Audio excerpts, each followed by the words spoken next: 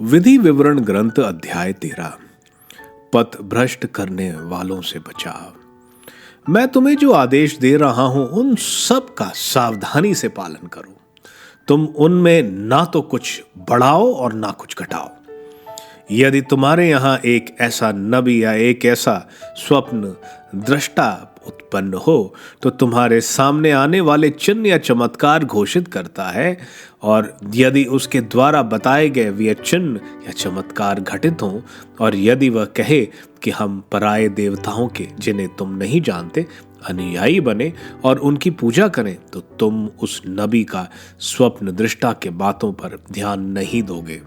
इस प्रकार प्रभु तुम्हारा ईश्वर तुम्हारी परीक्षा लेते हुए जानना चाहता है कि तुम उसको अपने सारे हृदय और अपनी सारी आत्मा से प्यार करते हो या नहीं।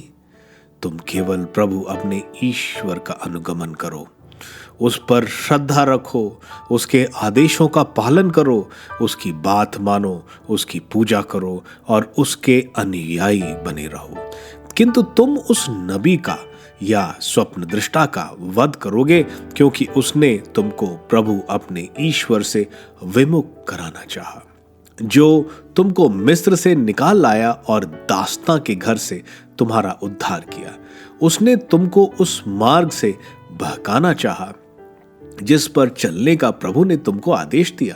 तुम अपने बीच से यह बुराई निकाल दोगे।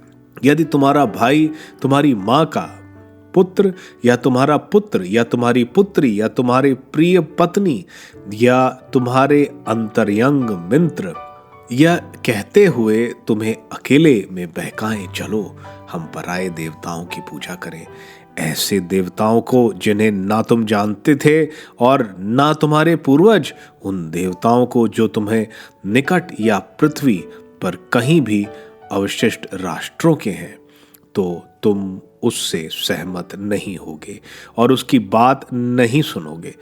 तुम उस पर दया नहीं करोगे, उसकी रक्षा नहीं करोगे और उसका पाप नहीं छुपाओगे, बल्कि तुम उसका वध अवश्य करोगे।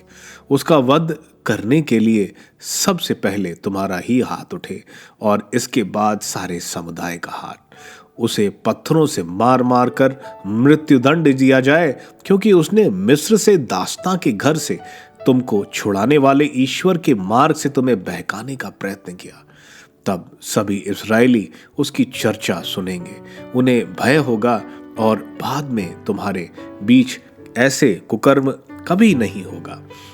यदि अपने किसी नगर के विषय में जिसे प्रभु तुम्हारा ईश्वर तुम्हारे निवास के लिए तुम्हें दे रहा है, तुम यह सुनो कि तुम में ऐसे दुष्ट लोग उठ खड़े हुए हैं जिन्होंने यह कहते हुए अपने नगर निवासियों को बहकाया है, चलो हम पराये देवताओं की पूजा करें, ऐसे देवताओं की जिन्हें तुम नहीं जानते थे, तो तुम इस बात को ठीक ठाक जांच करोगे।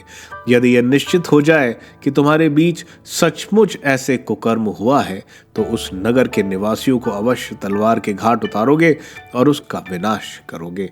उसमें रहने वाले सब लोगों और पशुओं का वध करोगे।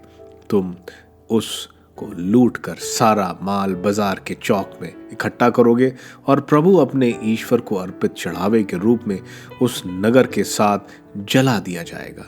वह सदा के लिए खंडर बना दिया जाए, उसका कभी पुनर्निर्माण न किया जाए। उस शपित नगर की किसी वस्तु को अपने पास मत रखो, जिससे प्रभु का क्रोध शांत हो जाए, वह तुम पर दया करे, तुम पर तरस खाए और तुम्हारी संख्या बढ़ाए, जैसा कि उसने शपथ खाकर तुम्हारे पूर्वजों से प्रतिज्ञा की थी, क्योंकि तुम लोगों ने प्रभु की बातों पर कान दिया होगा, उन सब आदेशों का पालन किया होगा जिन्हें मैं आज तुमको दे रहा हूं, और तुमने वही किया होगा जो प्रभु तुम्हारे ईश्वर की दृष्टि में उचित है।